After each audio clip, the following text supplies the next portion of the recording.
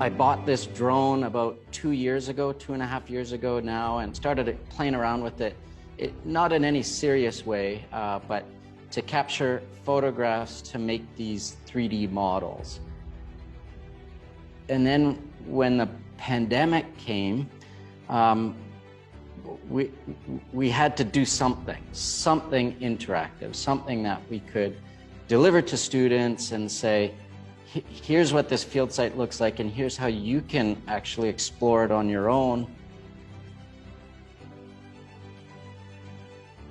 I wanted to help. I wanted to make sure the students had something special. I tried to put myself in the place of a student.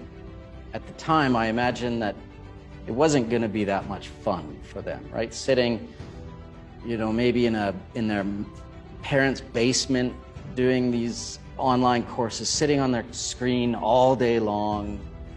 So I wanted to give them a little bit different experience, something special.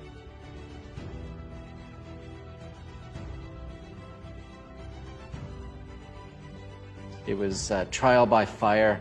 I was new to a bunch of different things with it, right? New to flying this thing. I was new to even just photography in general. Learned a lot just of the basics of photography.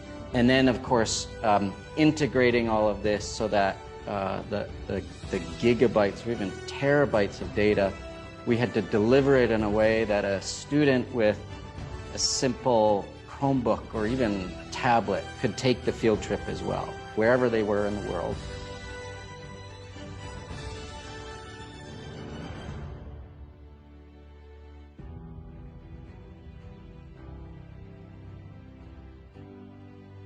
So now that we have these in the can, right, we have these virtual field trips for a number of sites. We have plans to do a few more.